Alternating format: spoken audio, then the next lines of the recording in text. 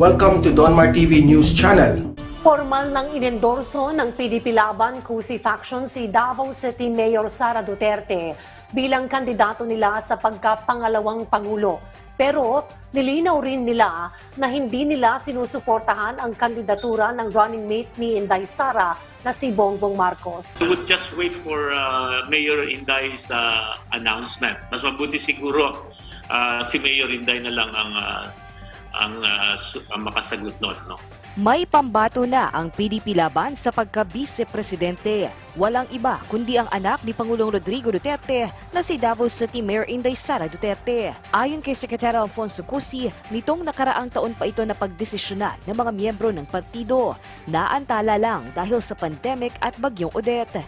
Pero ano nga ba ang nagtulak sa PDP Laban para i-anunsyo ang suporta sa anak ng Pangulo? He's the person that would continue the program that has been started by this administration.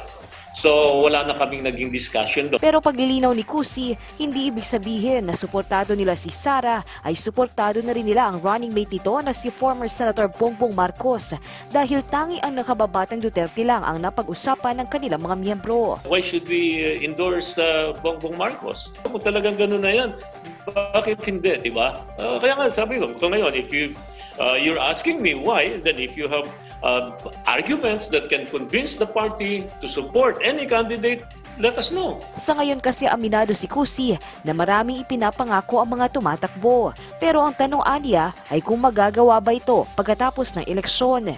Kaya naman sa diretsong tanong kung bakit hindi si BBM ang dadalhin ng PDP Laban. The important is what they do. Yun ang importante kasi siyempre sa politiko lang ngayon lahat pati langit pati impyerno papangako natin pero ang kondo ano ba talagang gagawin natin? Okay, thank you. So it's the credibility of the person. Ani Cusi, wala pa rin naman silang naririnig sa Pangulo kung sino ang nais nitong pumalit sa kanyang pagbaba sa pwesto ilang buwan mula ngayon. Kaya't wala pa rin silang maibigay na pangalan kung sino ang susuportahan ng PDP sa pagkapangulo.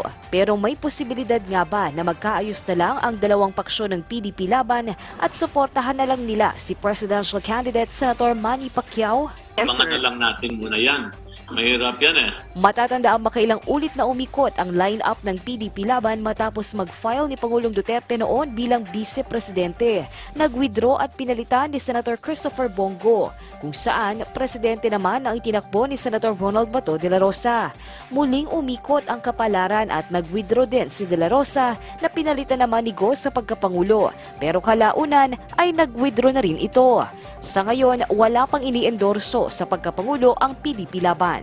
Welcome naman kay Lakas CMD Co-Chairman Senator Bong Revilla Jr. ang desisyon ng PDP Laban na i-endorso si Inday Sara, kasabay ng pagpapasalamat kina Cusi, Senator Go at sa mga miyembro ng PDP. Inilabas na ng Isang Bayan Coalition ang inisyal na listahan ng mga senatorial aspirant na kanilang i-endorso sa ilalim ng Lenny Kiko Tandem. Ayon kay Isang Bayan Convener Attorney Howard Calleja, kabilang sa susuportahan nilang senatorial hopefuls ay sina Attorney Chel Jokno, Senator Laila De Lima, Teddy Bagilat, Senator Risa Ontiveros, Alex Lacson, Sani Matula at Antonio Trillanes IV. Sinabi ni Calleja na inisyal pa lamang ito at kanilang i-aanunsyo ang final senatorial slate sa darating na January 28, isang linggo bago ang opisyal na pagsisimula ng campaign period. 10 senatorial hopefuls naman ang pinangalanan ng BBM Sara Duterte Tandem. Kabilang dito sina House Deputy Speaker Congressman Rodante Marcoleta, Attorney Larry Gadon, Senator Juan Miguel Zubiri at si dating Department of Public Works and Highways Secretary Mark Villar. Gayon din si Antique Congresswoman Loren Legarda, dating Presidential Spokesperson Harry Roque, former Senator Jinggoy Estrada, dating Defense Secretary Gibo Teodoro, dating Quezon City Mayor Herbert Bautista at Senator Sherwin Gatchalian. Samantala, inianunsyo na ng PDP Laban Cusi Faction na i-a-adapt nila si Davao City Mayor Sara Duterte Carpio bilang Vice Presidential Aspirant ng kanilang partido para sa darating na May 2022 national elections. Sa inilabas na pahayag ni Energy Secretary at Party President Alfonso Cusi, sinabi nito na sa ngayon ay nasa proseso na sila sa pagsasaayos ng Terms of Agreement sa pakikipag-alyansa sa Lakas CMD na siyang partido ni Mayor Sara Duterte. Sa kabila nito, hindi pa nila sila nakakapagdesisyon kung sino sa mga tumatakbo sa pagkapangulo ang susuportahan ng kanilang partido.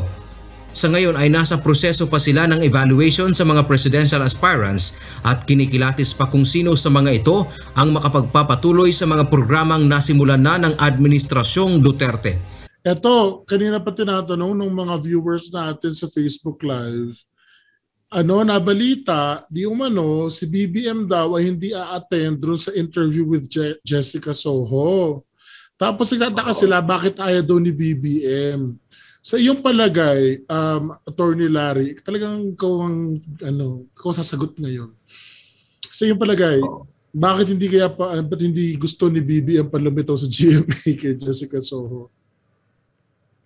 Well, hindi ko masabi kung ano dahilan pero pwede kong hulaan na ito kasing ibang mga members ng media natin masyadong hostile kay BBM, and probably iniisip ni BBM baka i-trap lang siya and ganun na mangyari. Actually, ako din bantulot dyan sa mga mga senatorial debates na ginagawa. Kasi ang ginagawa nila, nag-i-invite sila ng mga audience, ng mga komunista, mga kaliwa. Tapos pagka sumagot ka, pubukan. Nagkukulo lang. At ganyan, gawain yan ng mga TV stations. Naranasan ko na yan na kapag yung mga administration friendly candidates na kagaya ko noon ay pagka ako yung sumasagot nagbubuo agad yung mga tao, yung mga audience. Kahit na gaano kaganda yung sagot mo, ibubuka pa rin. Pero yung iba na mga kandidato na kahit napakababaw at napakatang-ing at mga katangahan ng mga sagot, palakpak sila ng palakpak. Ganyan ang ginagawa. No. Totoo yun. Alam mo kasi, Attorney Larry, ang iniisip ko, number one siya, undisputed. Actually, kahit mag-tag team pa lahat, lamang pa rin siya. So what does he have to gain? Another 1%?